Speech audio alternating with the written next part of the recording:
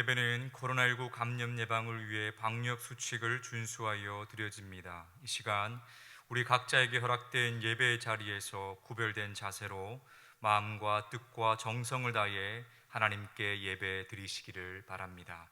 이제 다 함께 일어나셔서 주님의 성령 찬송하심으로 성령 강림 주일 예배를 하나님께 드리겠습니다.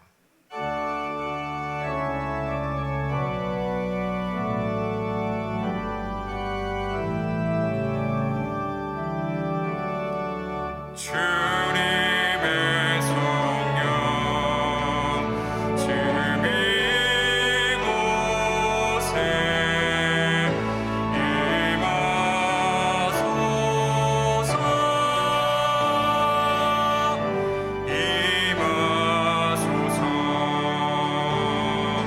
주님의 성령 지금 이곳에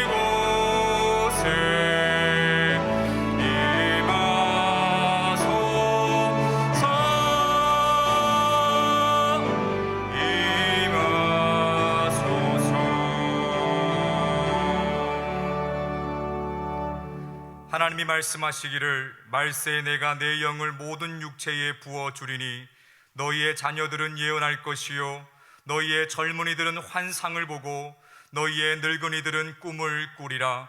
그때에 내가 내 영을 내 남종과 여종들에게 부어주리니 그들이 예언할 것이라.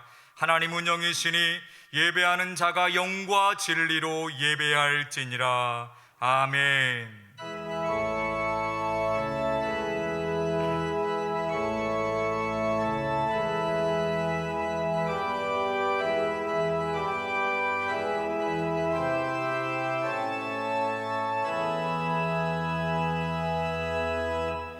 은혜가 충만하신 하나님, 영광을 받으시옵소서.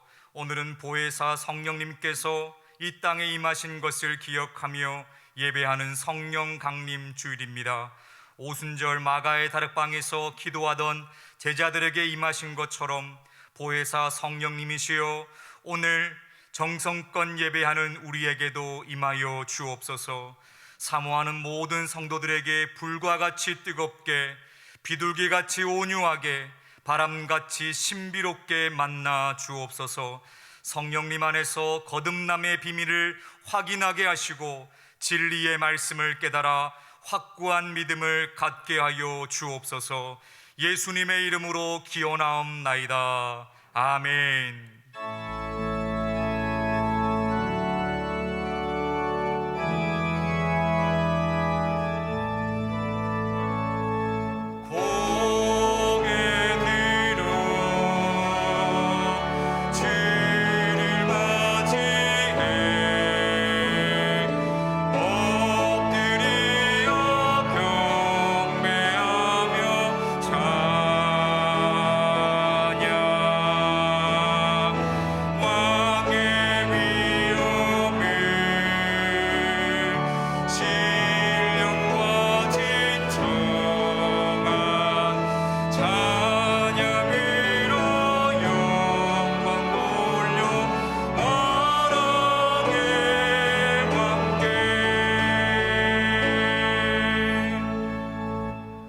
함께 예수 그리스도의 이름을 의지하여 참회의 기도를 드리겠습니다. 저희들의 기도를 들으시는 하나님, 지난 한 주간도 저희들은 성령님의 소욕대로 살지 못하고 정욕을 따라 살아왔습니다. 성령님께서 거주하시겠다고 하신 우리 육체를 죄의 도구로 사용하였습니다. 성령님께서 선물로 주신 많은 은사들이 있었으나 그것을 가지고 하나님 나라를 위하여 유용하게 사용하지 못했습니다.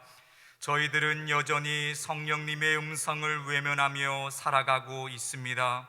사랑의 하나님, 진심으로 회개하는 저희들의 죄를 용서해 주시고 영원토록 우리와 함께하여 주옵소서. 이제 계속해서 하나님과 자신만이 아는 은밀한 죄를 침묵 가운데 고백하겠습니다.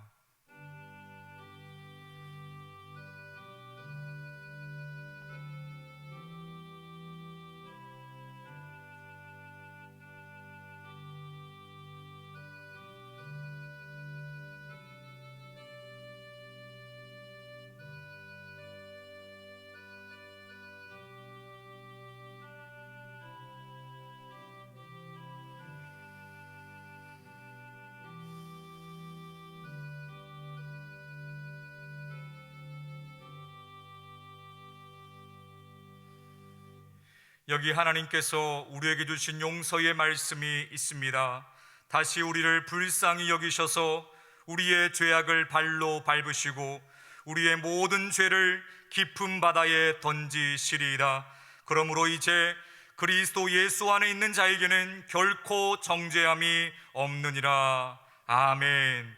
문답형식으로 된 사도신경으로 우리의 신앙을 고백하겠습니다.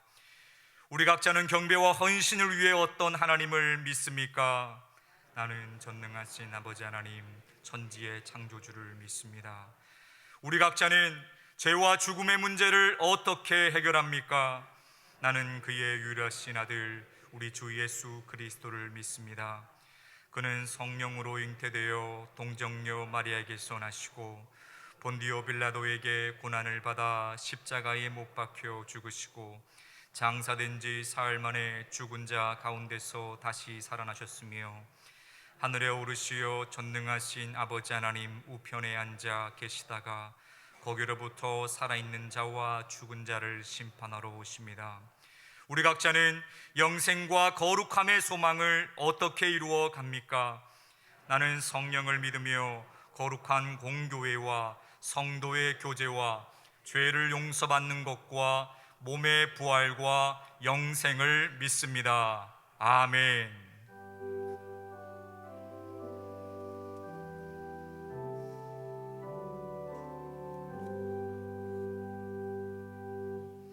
모두 자리에 앉으셔서 성시교독 하시겠습니다. 성시교독은 교독문 136번 성령 강림 두 번째 말씀입니다.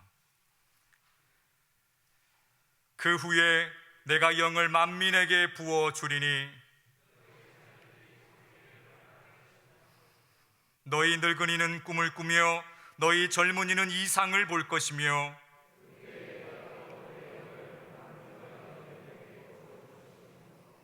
내가 이적을 하늘과 땅에 베풀리니 곧 피와 불과 연기 기둥이라.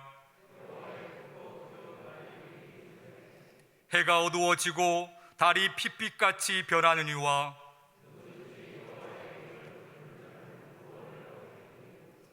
이는 나 여호와의 말대로 시온 산과 예루살렘에서 피할 자가 있을 것이며 남은 자 중에 나 여호와의 부름을 받을 자가 있을 것임이니라. 아멘. 다 함께 찬송가 183장을 부르시겠습니다. 찬송 후 전철수 장로님 기도 인도하심으로 함께 기도하시겠습니다.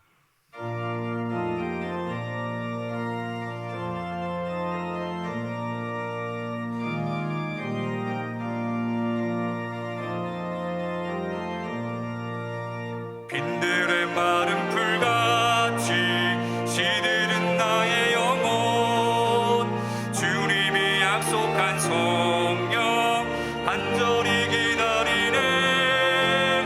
마무러 메마른 땅에 단비를 내리시니 성령의 단비를 부어 새 생명 주옵소서. 반가운 빗소리 산천이 춤을 추네.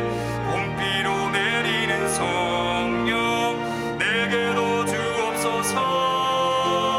가물어 메마른 땅에 단비를 내리시니 성령의 단비를 부어 새 생명 주옵소서. 절 따라 우로를 내려 조목의 갈급한 내 심령 위에 성령을 부으소서. 아무런 메마른 땅에 단비를 내리시니 성령의 단비를 부어 새 생명 주옵소서.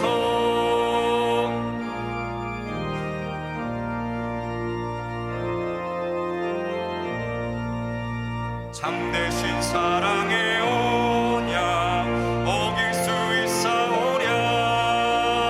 오늘의 흡족한 은혜 주실 줄 믿습니다. 아무런 메마른 땅에 단비를 내리시니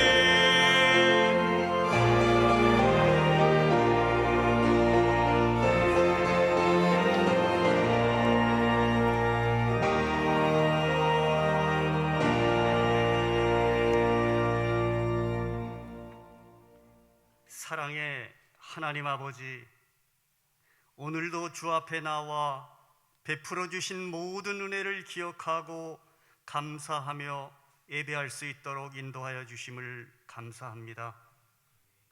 지난 한 주간도 삶의 현장에서 주님은 변함없이 우리를 바라보시며 때마다 우리에게 적절한 은혜로 채워주셨고, 또한 부족하고 연약한 우리의 인생을 새롭고 영광스러운 길로 인도하여 주실 것을 확신하며 주님의 이름을 찬양합니다. 하나님 아버지, 지금 이 시간도 우리를 다스리고 계시는 성령님의 은혜의 풍성함을 헤아려 보며 감사를 드립니다. 넉넉하지는 않았지만 채워주셨고, 저희의 부족함에도 오늘 여기에까지 인도하여 주셨습니다.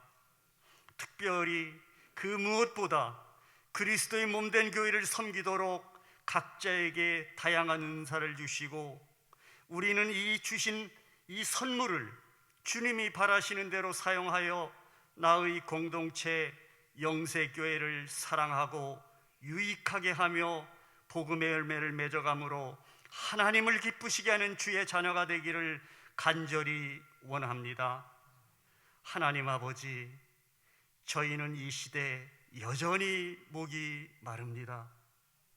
오늘 이 세상, 이 시대 속에서 겪고 있는 혼란과 불안, 그리고 아픔 속에서도 우리는 서로 사랑하라는 주님의 음성에 귀 기울이며 하나님의 사랑의 빚진 자로 내 가정과 이웃의 사랑을 나누게 하시고, 그 음성이 대대후손 다음 세대가 기억하게 하시고, 그들이 믿음과 사랑과 은혜 안에서 자라게 하시며 주가 주시는 힘과 용기로 놀랍고 신비한 구원의 하나님, 은혜의 하나님을 찾고 하나님의 권능을 의지하기를 소망합니다.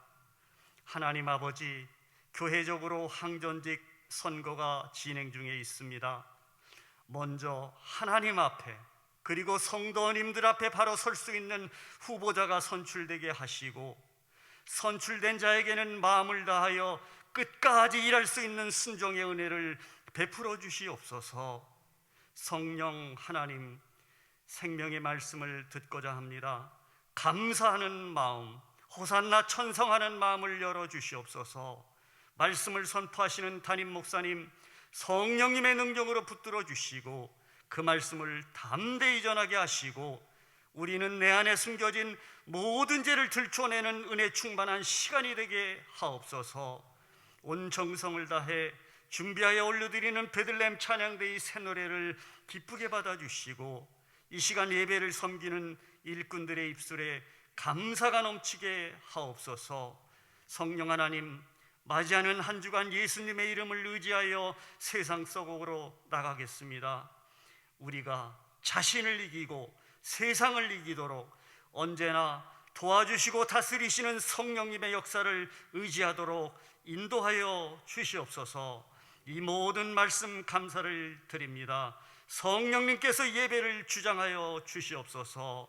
예수님의 이름으로 기도드리며 이제는 다 같이 주님 가르쳐 준 대로 기도하오니, 하늘에 계신 우리 아버지, 아버지의 이름을 거룩하게 하시며 아버지의 나라가 오게 하시며 아버지의 뜻이 하늘에서와 같이 땅에서도 이루어지게 하소서. 오늘 우리에게 일용할 양식을 주시고, 우리가 우리에게 잘못한 사람을 용서하여 준 것 같이 우리 죄를 용서하여 주시고, 우리를 시험에 빠지지 않게 하시고 악에서 구하소서. 나라와 권능과 영광이 영원히 아버지의 것입니다. 아멘.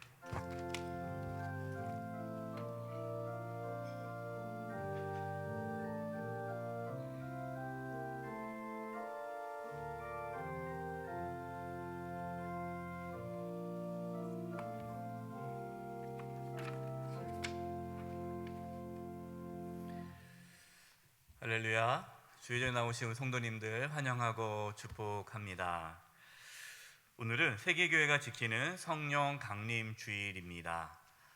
성령님께서 우리 모든 성도님들 가운데 충만하게 임하여 주셔서 성령 충만한 삶을 살아갈 수 있기를 간절히 바랍니다. 선거 안내입니다. 현재 공동의회가 진행 중에 있습니다. 1차 선거 결과 이렇게 공천자가 나와 있습니다. 안수 집사는 총 9분의 공천자가 있고요. 또 권사는 18명의 공천자가 있습니다. 여러분 주보에 명단이 나와 있습니다. 보시고요. 이제 선거를 하실 때 중요한 것은 공천자 9명 중에 최대 6명까지 할 수 있습니다. 6명 넘어가면 그 표는 무효가 됩니다. 그래서 여러분 6명까지 표를 받으시면은 이름과 또 사진과 다 있으니까 동그라미 표시를 해주시는데, 안수 집사님들은 6명 넘어가면 안 되고 6명까지고요. 권사는 최대 12명까지 동그라미 칠 수 있습니다. 12명이 넘어가면 13명 되면 안 됩니다. 12명. 그래서 안수 집사는 6명까지만 동그라미를 치시고 권사님은 12명까지만 동그라미를 치셔야 무효표가 안 됩니다. 착오 없으시기 바랍니다. 훈련날입니다. 여러분 클로브 뉴스 첫 번째 보시면 유바디 컨퍼런스가 있습니다. 이제 4차 유바디 컨퍼런스에 저희 영세교회가 사례 발표하는 교회로 선정이 되어서 사례 발표를 합니다. 유바디 컨퍼런스는 뭐냐면은 다음 세대 교육부, 다음 세대가 어떻게 하면은 신앙생활을 잘할 수 있을까라는 그러한 다음 세대를 위한 컨퍼런스인데, 가정과 함께해야 다음 세대가 신앙이 잘 이어질 수 있다라는 그 컨퍼런스가 유바디 컨퍼런스입니다.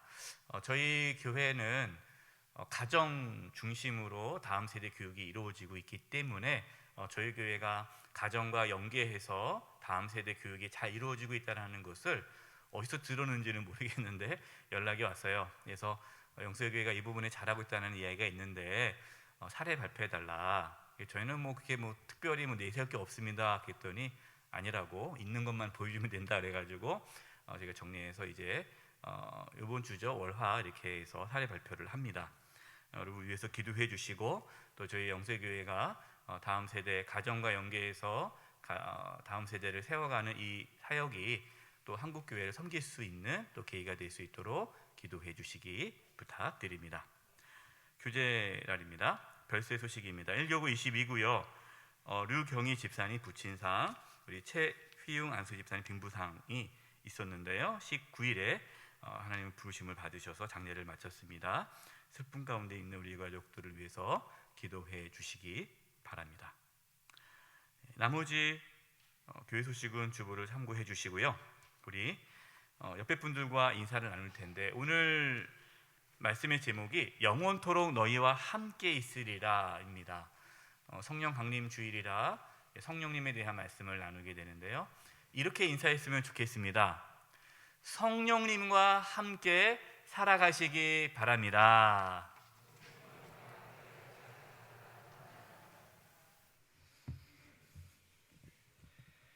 이번 주간을 위해 우리에게 주시는 하나님의 말씀은 요한복음 14장 16절에서 20절까지의 말씀입니다. 면수로는 신약 172면입니다. 하나님의 말씀을 봉독하겠습니다. 내가 아버지께 구하겠으니 그가 또 다른 보혜사를 너희에게 주사 영원토록 너희와 함께 있게 하리니 그는 진리의 영이라. 세상은 능히 그를 받지 못하나니 이는 그를 보지도 못하고 알지도 못함이라. 그러나 너희는 그를 아나니 그는 너희와 함께 거하시며 또 너희 속에 계시겠음이라. 내가 너희를 고아와 같이 버려두지 아니하고 너희에게로 오리라. 조금 있으면 세상은 다시 나를 보지 못할 것이로되 너희는 나를 보리니 이는 내가 살아있고 너희도 살아있겠음이라. 그날에는 내가 아버지 안에 너희가 내 안에 내가 너희 안에 있는 것을 너희가 알리라. 아멘.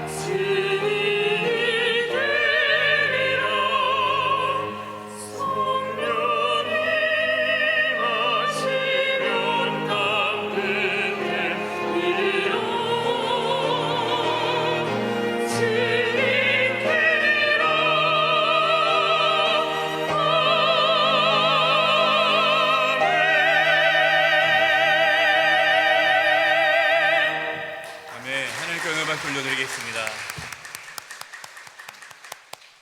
우리 모두 성령 충만한 은혜 받고 권능 받아 증인의 삶을 살아갈 수 있기를 바랍니다. 귀한 찬양 감사합니다. 코로나 시대에 가장 힘든 것 중에 하나가 외로움입니다. 외로움. 사실 이 외로움은요, 코로나가 오기 전부터 사회적으로 큰 문제였습니다. 그래서 영국은 2018년에 이 외로움을 사회적 질병이라고 간주했습니다. 그러니까 이 외로움이 그냥 개인적인 문제가 아니라 사회적인 질병이라고 여겼습니다. 그래서 영국은요, 이 외로움에 대한 국가적인 대책을 마련하기 위해서 외로움 장관을 임명했습니다. 뭐 이렇게 보면 목사님 말도 안 돼요. 무슨 외로움 장관이라뇨. 여러분 찾아보세요. 실제로 있어요. 외로움 장관. 근데 이 외로움이 얼마나 무섭고 그것이 또 사회적으로 심각한 문제가 되는지 우리가 그것을 가만히 보면요, 외로움 장관이 필요하겠구나라는 생각이 듭니다. 그래서 이 시간 약 3분 정도 이 외로움에 대한 영상을 보게 될 텐데요, 이 영상을 한번 보고 또 말씀을 나눠보겠습니다. 모든 사람은 때때로 외로움을 느낍니다. 점심을 같이 먹을 사람이 없을 때나, 낯선 도시로 이사를 간 뒤에나, 주말을 같이 보낼 사람이 없을 때 말이죠. 그런데 지난 수십 년 동안 때때로 느끼던 이 감정은 만성적인 것이 되었습니다. 영국에서는 18세에서 34세 인구의 60%가 때때로 외로움을 느낀다고 답했고, 미국에서는 전체 인구의 46%가 주기적으로 외로움을 느낀다고 말했습니다. 우리는 인간 역사에서 가장 긴밀하게 연결된 때를 살아가고 있지만 전례 없이 많은 사람들이 고립감을 느낍니다. 외로움과 혼자 있는 것은 같지 않습니다. 혼자 있으면서도 행복할 수 있고, 함께 있으면서도 매 순간 불행할 수 있죠. 외로움은 지극히 주관적이고 개인적인 경험입니다. 외롭다고 느낀다면 당신은 외로운 겁니다. 다른 사람들과 어떻게 말하는지, 다른 사람들 앞에서 어떻게 행동하는지 잘 모르는 사람들만 외로움을 탄다는 것은 흔한 편견입니다. 여러 사람을 대상으로 한 연구에 따르면 성인들에게 사회성은 사회적인 연결에 거의 영향을 미치지 않는 것으로 밝혀졌습니다. 외로움은 모두에게 영향을 줄 수 있습니다. 부, 명예, 권력, 미, 사회성, 인품, 그 무엇도 외로움을 막아내주지는 못합니다. 외로움은 당신의 생물학적 일부이기 때문입니다. 대규모 연구에 따르면 만성적 외로움으로 인한 스트레스는 인간으로서 경험할 수 있는 가장 해로운 것 중에 하나입니다. 노화를 가속시키고, 암을 악화시키며, 치매를 심화시키고, 면역력이 약화됩니다. 외로움은 비만보다 2배 해로우며 하루에 한 갑의 담배를 피우는 것만큼 해롭습니다. 이것의 가장 위험한 점은 한번 만성화가 된 뒤로는 외로움이 외로움을 부른다는 것입니다. 물리적인 고통과 사회적인 고통은 같은 방식으로 뇌에 작용합니다. 둘 모두 위협으로 간주되며 따라서 사회적인 고통이 가해지면 즉각적인 방어 기제가 작동합니다. 외로움이 만성화가 되면 뇌는 자기보호 모드에 들어갑니다. 모든 곳에서 위협과 적의를 찾기 시작합니다. 이게 다가 아닙니다. 어떤 연구에 따르면 우리는 외로움을 느낄 때 우리의 뇌는 사회적인 신호에 훨씬 예민한 상태가 되며 이를 정확하게 해석하는 능력은 떨어진다고 합니다. 당신은 사람들에게 더 많은 신경을 쓰려 하지만 그들을 덜 이해하게 됩니다. 뇌에서 얼굴을 인식하는 부위가 오작동을 하여 중립적인 표정을 적대적으로 해석할 확률이 높으며 타인에 대한 불신을 키우게 됩니다. 외로움은 타인의 의도를 파악할 때 최악을 생각하게 합니다. 이렇게 세상을 부정적으로 인식하기 때문에 스스로를 지키기 위해서 더 자기중심적으로 변하게 됩니다. 이는 당신이 실제보다 더 냉담하고 불친절하고 사회적으로 어색해 보이게 합니다.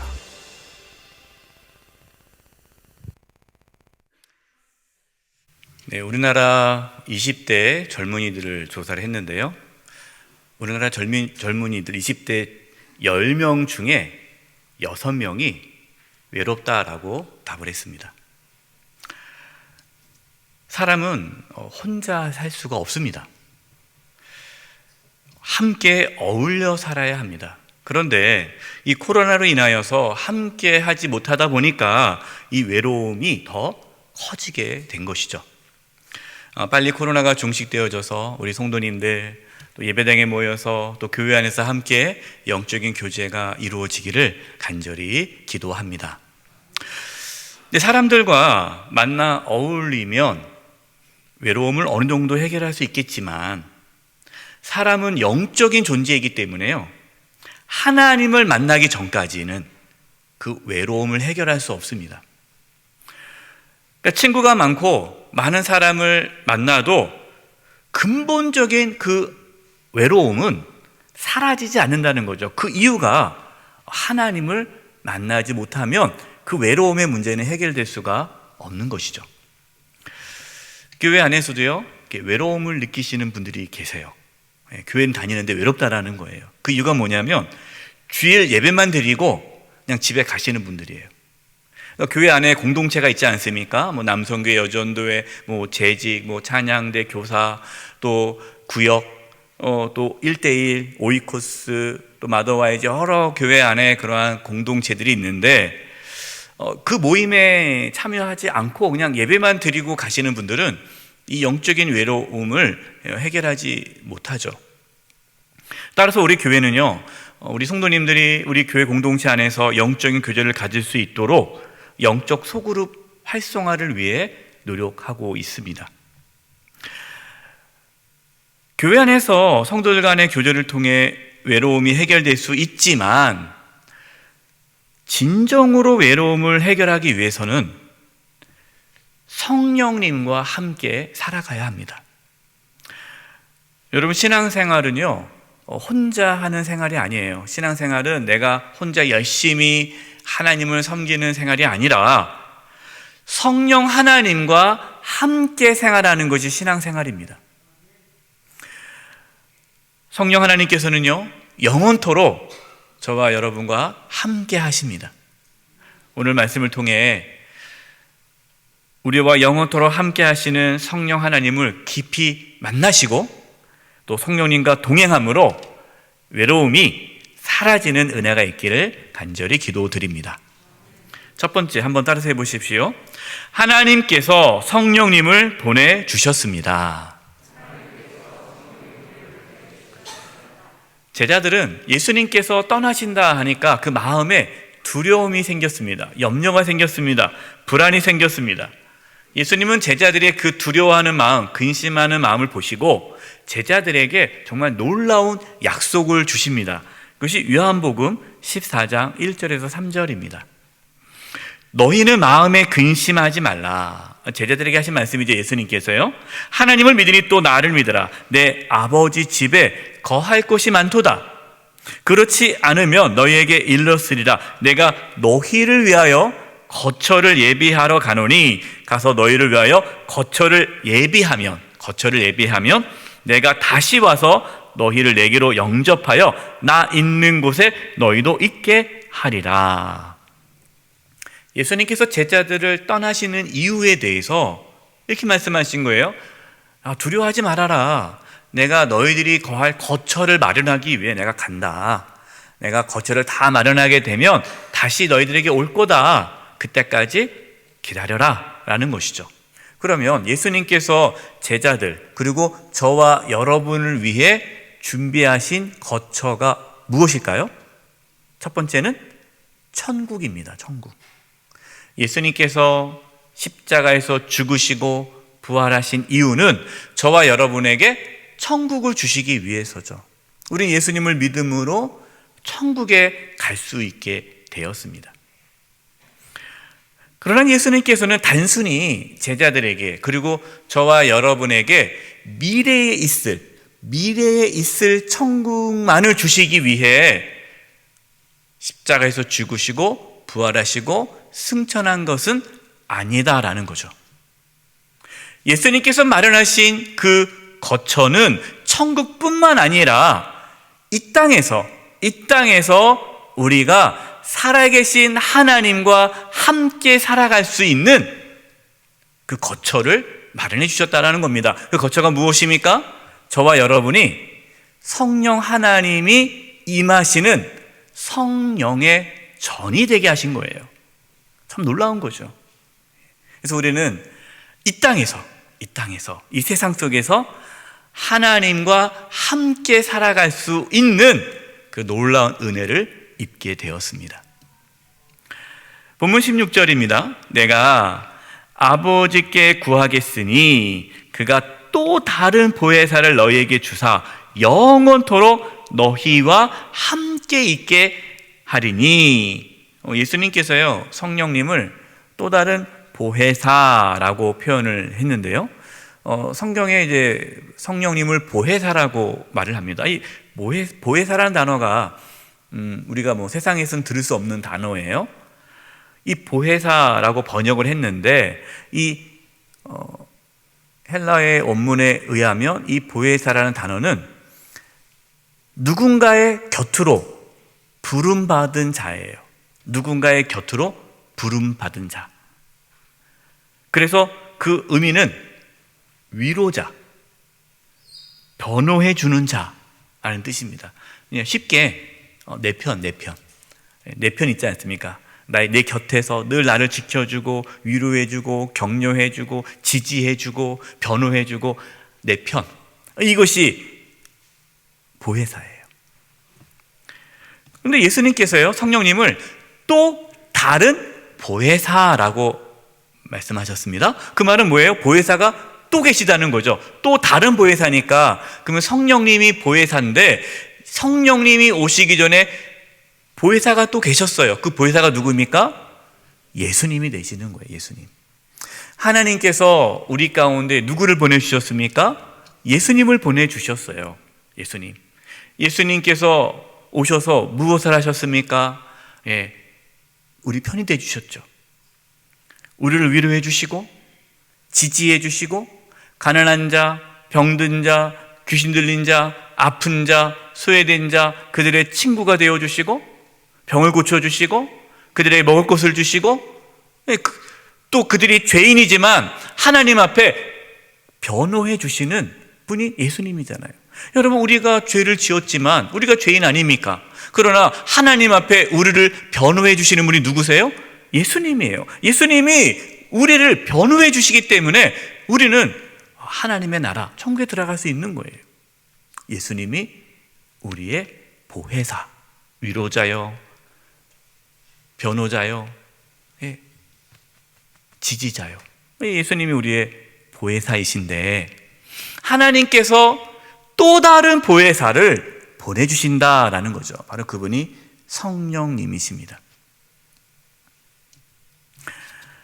요한복음 16장 7절입니다. 그러나 내가 너희에게 실상을 말하노니 내가 떠나가는 것이 너희에게 유익이라. 내가 떠나가지 아니하면 보혜사가 너희에게 오시지 아니할 것이요 가면 내가 그를 너희에게로 보내리니. 예수님께서 제자들에게 내가 너희들을 떠나는 것이 사실은 좋다. 왜냐? 내가 떠나야 성령님이 너희들 가운데 임하기 때문이다 라는 거예요. 여러분, 예수님께서 이 땅에서 십자가를 지시고 죽으시고 부활하시고 승천하신 것은 성령님을 보내주시기 위해서입니다.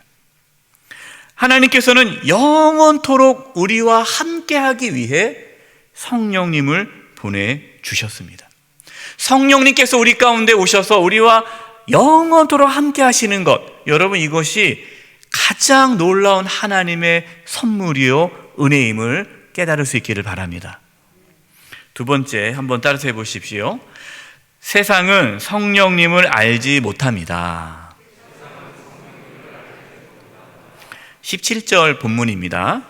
그는 성령님이죠. 성령님은 진리의 영이라. 세상은 능히 그를 받지도 못하나니 이는 그를 보지도 못하고 알지도 못함이라. 그러나 너희는 그를 아나니 그는 너희와 함께 거하시며 또 너희 속에 계시겠습니다. 성령님께서는 진리의 영이십니다. 진리의 영. 그래서 성령님께서는 진리이신 예수님을 증거하십니다. 예수님을 깨닫게 하십니다. 예수님을 믿게 하십니다. 요한복음 15장 26절입니다. 내가 아버지께로부터 너에게 보낼 보혜사 곧 아버지께로부터 나오시는 진리의 성령이 오실 때에 그가 나를 증언하실 것이요. 성령님께서요, 우리 가운데 임하시면 우리가 예수님이 누군지를 깨닫게 되는 거예요. 우리가 복음을 듣지 않습니까? 복음을 들었을 때에 예수님이 나를 위해 십자가에 피 흘려 죽으셨구나. 예수님이 십자가에 피 흘려 죽으심으로 내가 죄사함을 받았구나. 예수님이 부활하셨구나. 예수님이 승천하셨구나. 예수님이 다시 오시겠구나. 예수님을 믿으면 하나님의 자녀가 되는구나 라는 이 예수님을 깨닫고 믿고 고백하게 하시는 분이 누구라고요? 성령님께서 그렇게 하신다라는 거예요.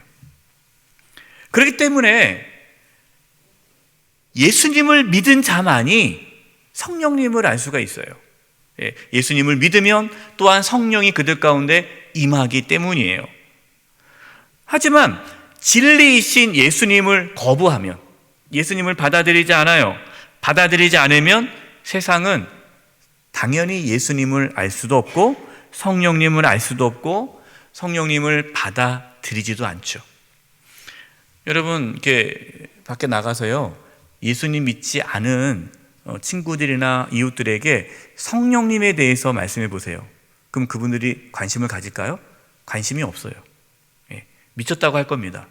성령님이 나와 함께 하십니다. 그러면 저 사람 광신자구나 라고 생각할 거예요. 성령님에 대한 생각이 없고 관심도 없어요. 여러분, 우리가 신앙생활을 제대로 하려면 성령님을 알아야 됩니다. 성령님을 모르고서는요, 신앙생활을 제대로 할 수가 없어요. 목사님 그냥 교회만 다니면 되지 않아요? 저 성령님 저 관심 없어요. 저는 그냥 교회만 다닐게요. 교회 잘 다닐 테니까 저한테 뭐라고 하지 마세요. 그분은 정말 안타까운 거예요. 성령님을 모르면 신앙생활은 아무것도 아니고 헛것이에요. 사도행전 8장 14절 17절입니다. 예루살렘에 있는 사도들이 사마리아도 하나님의 말씀을 받았다함을 듣고 베드로와 요한을 보내매 그들이 내려가서 그들을 위하여 성령 받기를 기도하니 이는 아직 한 사람에게도 성령 내리신 일이 없고 오직 주 예수의 이름으로 세례만 받을 뿐이더라. 이에 두 사도가 그들에게 안수함에 성령을 받는지라. 예루살렘에 큰 박해가 생겼습니다. 그래서 예루살렘 성도들이 흩어졌어요. 그때 빌립 집사가 사마리아 지역에 갑니다.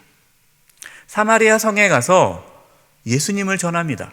십자가에 못 박혀 죽으신 그 예수님이 부활하셨고 예수님이 우리의 주님이 되셨습니다. 사마리아 사람들이 예수님을 믿게 되었습니다. 예수님을 주라 고백하고 세례를 받았습니다. 이 소문이 예루살렘에 있는 사도들에게 들렸습니다. 그런데 이 사마리아 성에 있는 세례 받은 그 이제 초신자죠. 사마리아 성에 있는 그 초신자, 그 사마리아 사람들이 아직 성령님에 대해서는 모르는 거예요. 신앙이 아직은 뭐 초보 단계니까 잘 모르는 게 많은 거예요. 그래서 베드로와 요한을 사마리아 성에 보냅니다. 그래서 가서 보니까 이 사마리아 성에 있던 사람들이 예수님 믿었지만 성령님에 대해서 들어본 적도 없고 성령을 받은 적도 없고 아무것도 모르는 거예요. 그래서 이제 베드로와 요한이 성령님이 누구신지를 말씀을 전하고 성령을 받기를 기도합니다. 안수하자 성령이 그들 가운데 임하신 거예요. 방언이 터지고 성령의 놀라운 능력이 나타나기 시작했습니다. 그제서야 비로소 참된 신앙의 삶이 시작되는 거죠. 여러분, 이 말씀을 오해할 수 있어요. 성령을 받는 것은 뭔가 이렇게 성령 충만한 목사님이 안수해야 성령이 임하는구나. 그래서 우리가 예전에 부흥회 때 이런 부흥회를 한 적이 있어요. 강사님들이 성령 받으라, 성령 받으라 그러면은 뭔가 성령을 받는 걸로, 성령을 무슨 물건처럼 생각하는 분들이 있고 무슨 성령의 에너지, 영적인 힘, 그걸로 이해했기 때문에 성령님을 인격적으로 이해를 못했어요. 여러분, 그것은 아주 잘못된 신앙의 태도입니다. 여러분, 성령님은 인격적인 하나님이세요. 그래서 이 베드로 요한이 기도할 때에 하나님께서 성령을 그들에게 부어주셔서 임한 것이지, 뭐 베드로와 요한이 성령 받아라 그러면은 뭐 탁탁 받고 능력이 팍팍 나가는 그런 게 아니라는 거예요. 이걸 잘 모르니까 어떤 일이 일어났습니까? 사도행전 8장 18절에서 20절이에요.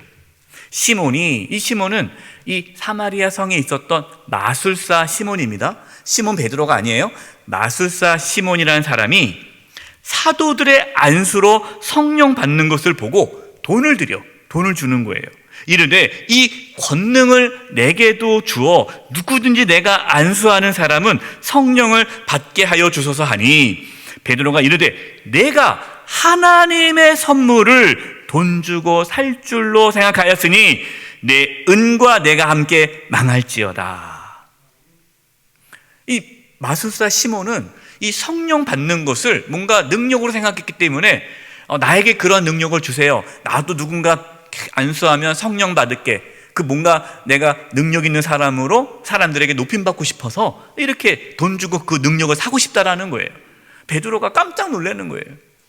호되게 혼내는 겁니다. 무슨 소리냐? 성령이 임하는 것이 하나님의 선물이지 뭐 우리가 기도한다고 되겠느냐? 아니다. 하나님의 선물이다. 돈으로 살려고 하느냐? 돈과 함께 망해라. 여러분, 우리는 이미 하나님의 선물을 받았습니다. 우리는 예수님을 믿음으로 성령의 선물, 성령님께서 우리 한 사람 한 사람 가운데 임하게 되었습니다. 우리 안에 성령님이 계세요. 중요한 게 뭡니까?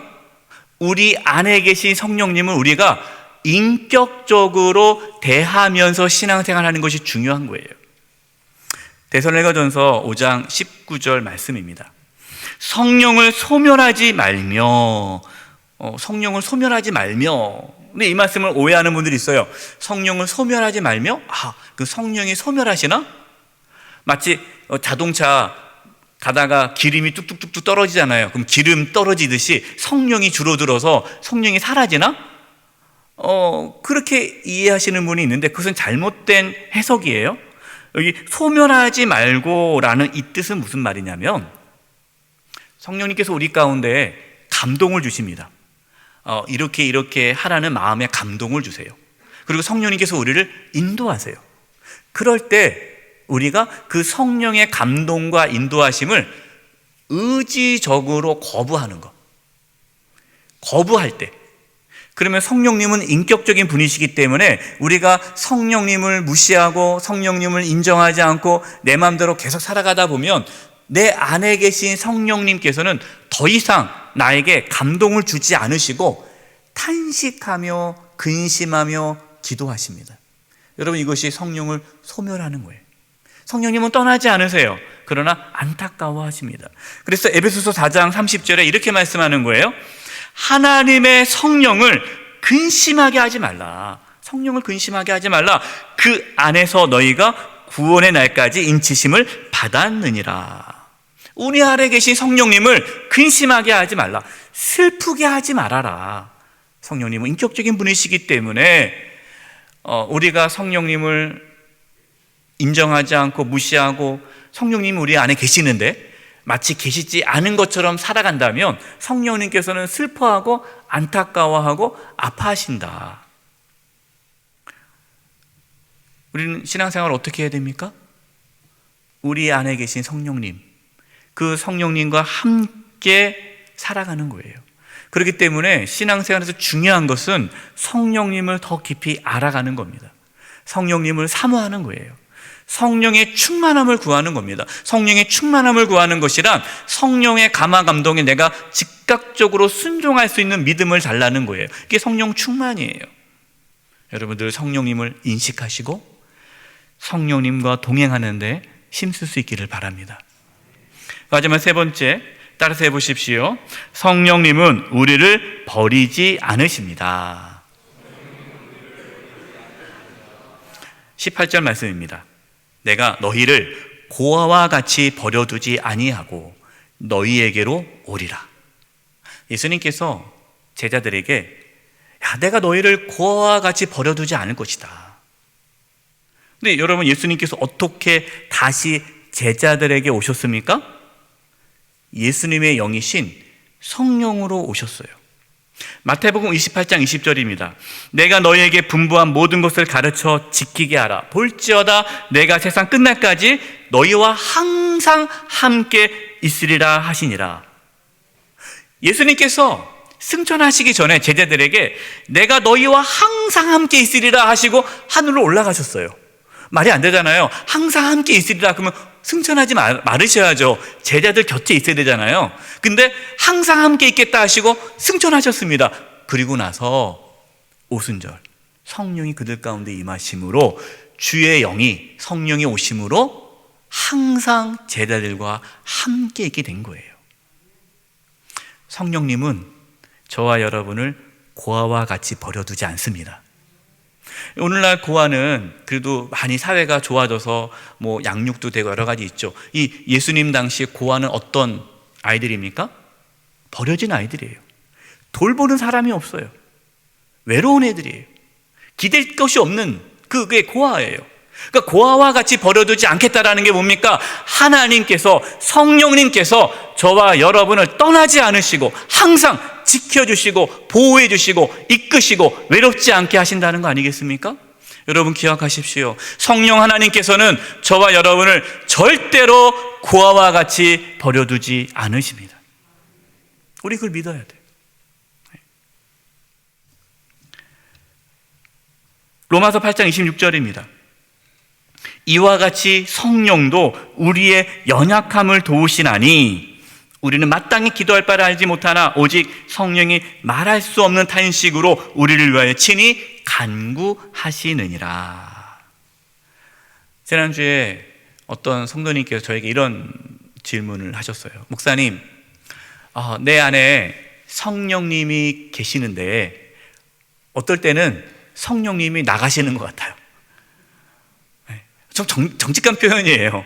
그럴 때 있지 않습니까? 어떨 때는 충만할 때는 막 그냥 하나님의 나와 함께 하는 것 같은데 어떨 때는 또 충만하지 않을 때 은혜가 바닥을 칠 때는 또 어떤 생각이 들어요? 하나님이 나를 떠났다는 생각이 든단 말이에요. 그래서 성령님이 들어왔다 나갔다 하는 것 같아요 라고 질문을 그렇게 말씀을 하세요. 여기 제가 아닙니다. 성령님은 절대로 떠나지 않으십니다. 그러나 우리가 충만하지 않으면 우리가 성령님의 어떠한 그런 감동이나 인도하심에 우리가 순종하지 않으면 성령님은 안타까워하시면서 탄식하며 우리를 위해 기도하십니다. 성령님께서 탄식하며 기도하는 그 느낌이 마치 성령님이 안 계신 것 같은, 왜? 성령의 어떤 감동이 사라지니까, 느낌이 사라지니까 안 계신 것처럼 느끼지만 그 시간은 오히려 성령님이 성도님을 위해 탄식하며 기도하는 시간입니다. 여러분, 우리가 앞에서 외로움에 대한 이야기를 나눴습니다. 영성도 봤잖아요. 요즘 현대인들 외로워요. 돈이 많아도 외롭습니다. 사실 세상적으로 보면요, 우리가 외로울 수밖에 없을 때가 많아요. 경제적으로 어려울 때, 또 질병이 찾아올 때.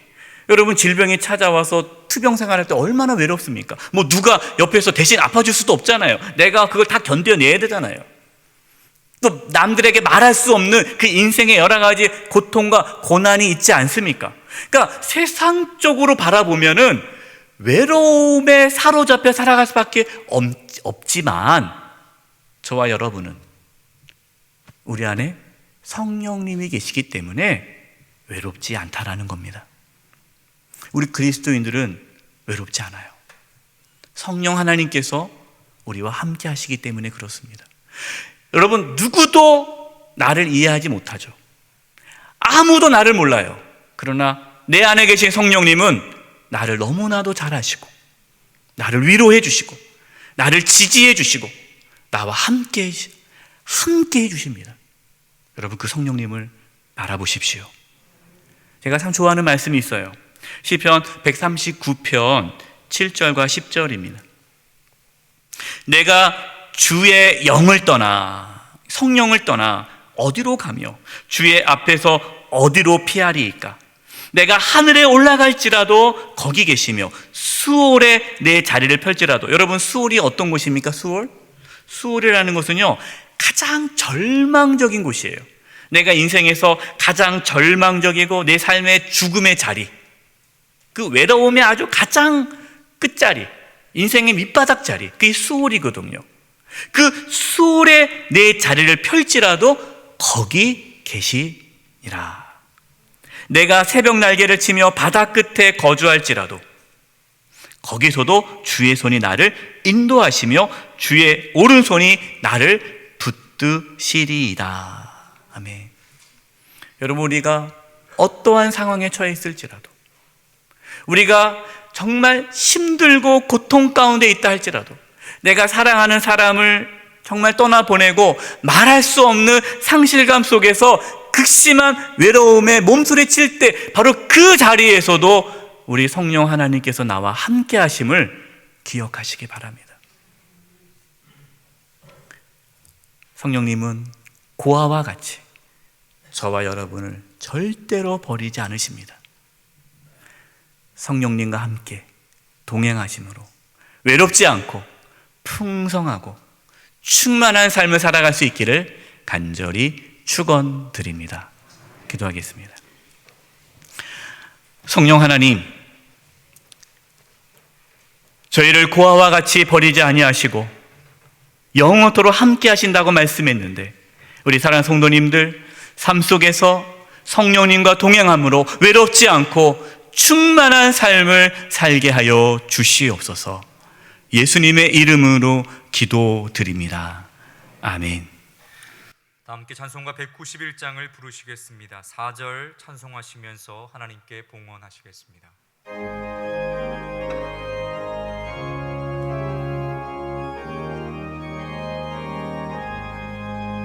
내가 매일 기쁘게 술래에게 행함을 주의 팔이 나를 안보하며, 내가 주의 큰 복을 받는 참된 비결을 주의 영이 함께함이라. 성령이 계시네 할렐루야.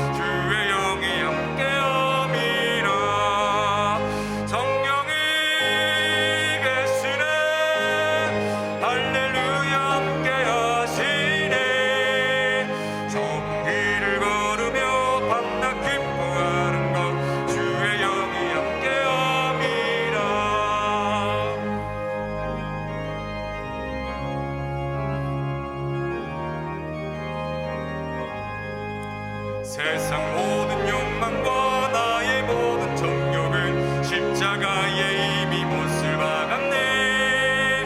어두운 밤이 지나고 무거운 짐 벗으리 주의 영이 함께함이라. 성령이 계시네. 할렐루야 함께하시네. 좋은 길을 걸으며 밤낮 기뻐하는 것.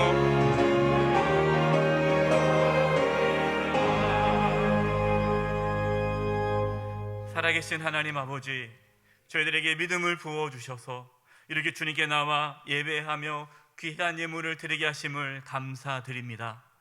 저희가 드리는 예물을 기뻐 받아주시고 하나님의 영광을 위하여 사용하여 주시옵소서. 우리 성도님들을 축복하며 기도합니다. 몸이 연약한 분들이 있습니다. 이 시간 찾아가 주셔서 치료해 주시되 몸 안에 있는 모든 암세포들이 다 사라지게 하여 주시고 연약한 몸의 기관들이 정상이 되도록 이 시간 깨끗하게 치료하여 주시옵소서. 우리 성도님들의 직장과 사업장과 하는 모든 일들 가운데 하나님께서 함께 해주시고 도와주셔서 이 땅에 살아가면서 부족함이 없게 해주시고 하나님께서 모든 것들을 채워 주시옵소서. 코로나19 바이러스 확산으로 여전히 저희들이 고통 가운데 있습니다.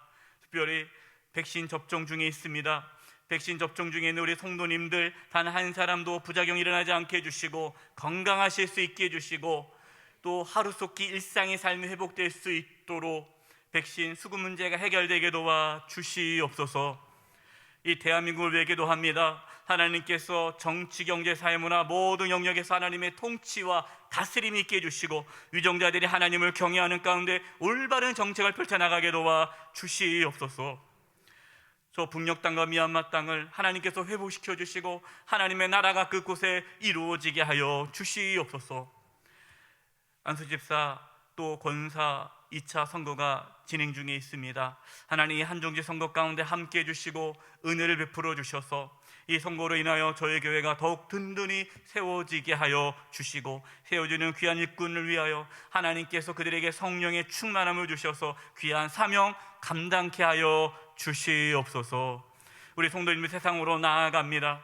세상에서 외롭지 않게 해주시고 성령 하나님과 동행하며 충만한 삶을 살게 하여 주시옵소서. 예수님의 이름으로 기도드립니다. 아멘.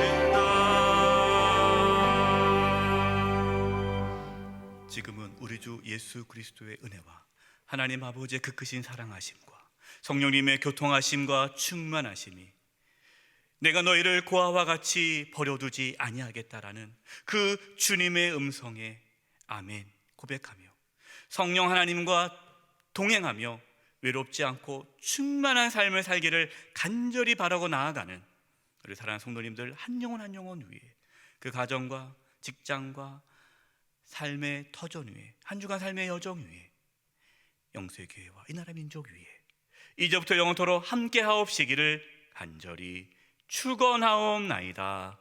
아멘.